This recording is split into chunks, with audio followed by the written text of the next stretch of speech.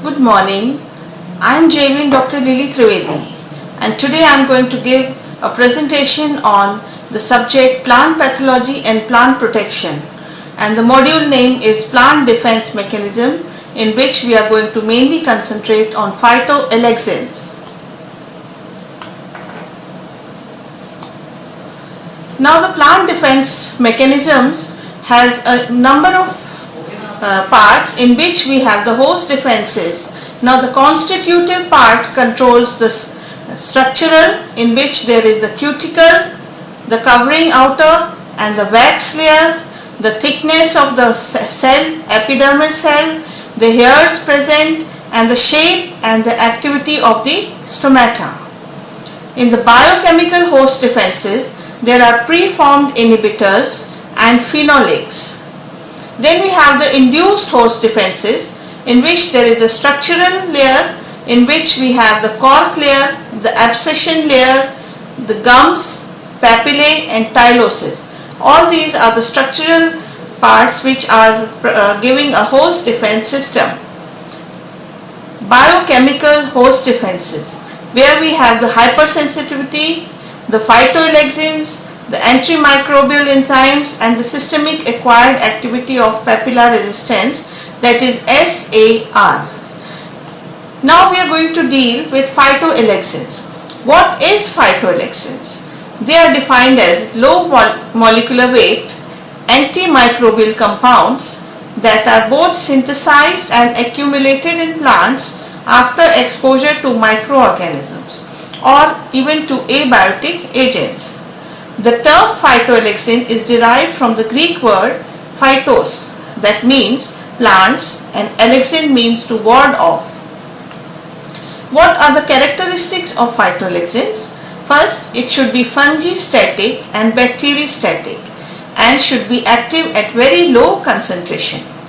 It should be produced by the host in response to infection or metabolic byproducts of microorganisms and stimuli. It should be absent in healthy cells or present in very minute quantity. It should remain close to the site of their production. It should be produced in quantities proportionate to the size of inoculum. It should be produced in large quantity in response to weak pathogen or non-pathogen than as compared to virulent one. It should be produced relatively quickly in cells after infection. It should be host specific rather than being pathogen specific. Now we will discuss some examples of phytoalexins. The types of phytoalexins. Ipomyarmarone. It is an abnormal sesquipenoid induced in sweet potato tissue, which when infected with black rot fungus, that is Ceratocystis fimbriata, is produced. It has a strikingly inhibitory effect on the fungus even at the concentration of 0.1. More phytoalexin is produced in the resistant varieties than as compared in the susceptible varieties. Second example is Pisatin. It has the chromocoumarin ring system and is a phenolic ether. It is produced in pea in response to inoculation with many fungi or even with injury. The production of Pisatin by pea pods inoculated with Monevia fructicola, which is a non-pathogen, is reduced at high temperature and on anaerobic storage. It is a weak antibiotic with a broad spectrum. Then we have the example of Phaseolin. Now this is similar to Pisatin in chemistry and function. It is fungicidal at high concentration and fungistatic at low concentration against Scarlatina fructigena. A number of compounds such as phaseolodin, phaseolin, isoflavin and kivitone, which are structurally similar to phaseolin, have also been identified. Then we have the example of glyceolin, which is produced in soybean plants infected with the fungus Phytophthora megasperma pharma species glycine. Now the inoculation of fungal races have resulted in higher concentrations in the incompatible host cultivars than in inoculation of fungal races on the compatible cultivars. So this is due to the reduced biodegradation rather than increased biosynthesis. Isocoumarin, isolated from the carrot root tissues, inoculated with a fungus which is non-pathogenic to carrot, that is Ceratocystis fimbriata. It can be produced in response to a number of non-pathogenic microorganisms such as Ceratocystis almai, Helminthosporium carbonum, Fusarioxysporium pharma species Lycopersicae and Thevioleopsis basicola, and it is chemically related to Pterocarpon faeculin. Another example is trifoliorizin. It is a new glycoside which has been isolated from the roots of red cloves. Its structure indicates that it is chemically closely related to picetin. Then we have rischitin.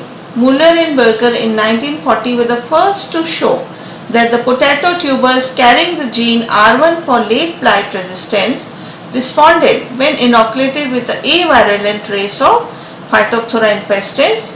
How? By producing a phytolexin that inhibited the development of the virulent race. It is a bicyclic non-sesquiterpene alcohol. Gossypiol is another type of phytolexin. It is an ether-soluble phenol. It is produced in diseases like black spot of rose caused by Diplocarpon rosa, leaf spot of wheat, that is Septoria triticae, and xanthotoxin isolated from parsnip root disc, inoculated with C. fimbriata.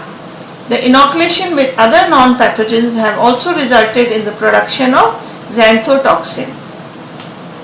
Capsidiol is a sesquiterpene phytolexin produced in pepper fruits inoculated with a non-pathogenic fungi. The produced concentrations are sufficient to inhibit these fungi in vitro. Medicarpin, the alfalfa medigo sativa inoculated with a series of pathogen and non-pathogens have been studied. The antifungal compounds was isolated and identified as medicarpin. Gamma-alexin. It is an indolic secondary metabolite. It is a major phytolexin in Arabidopsis thaliana. It is synthesized, stimulated by a variety of microorganisms which include Pseudomonas syringae, Alternaria brassicola and Botrytis cinerea, and also by some abiotic stresses such as silver nitrate and amino acid starvation. And it has been shown that they inhibit the growth of the fungal pathogens. However, the signaling pathway connecting pathogen infection of gamma-alexin biosynthesis is not completely known. Now these are the chemical structures of some phytolexins. We have the picetin, the gamma-alexin, the gliolin and resveratrol, etc. Now there is another interesting phenomena related to phytolexin, that is example of attack and counter-attack. The phytolexins are synthesized in response to pathogen attack, and some pathogens counter-attack also by producing enzymes that degrade the phytolexin. Now here you can see in this diagram the phytolexin is being produced and the mRNA in the synthesis enzyme, the fungus sends the signals and phytolexin is being produced. Now it also getting degraded by the degradative enzymes. That is the counter attack again by the phytolexin is degraded. It is the fungus only which sends the counter attack enzymes for the phytolexin degradation. The phytolexin molecules, several hundreds have been isolated and characterized from at least 15 plant families. They are fungitoxic phenolics released from non-toxic phenolic compounds. Some plants have non-toxic glycosidic compounds which consist of sugar attached to phenols, and some enzymes like glycosidase act on them and release the phenols that affect the pathogen. The role of phenol oxidizing enzyme. The enzyme like phenol oxidases What does it do? It oxidizes phenols to quinones. The peroxidases increase the polymerization of phenols into lignins, that is the complex phenols. The role of induced synthesis of enzyme PAL, that is phenyl ammonia lyase. It's a key enzyme for the synthesis of phenols, phytolexins and other defense related chemicals. Now the defenses through inactivation of enzyme of pathogen enzyme is there, and defenses through detoxification of pathogen toxin is there. These are the two mechanisms by which phytolexins are being brought into action. Now I hope in my lecture you have gained knowledge, you have gained what are phytolexins, what are the characteristics of phytolexins, with number of examples which we have taken and how they are working, and how this lecture was very useful for you. So these are the references, and I am Dr. JVN Dr. Lily Trivedi,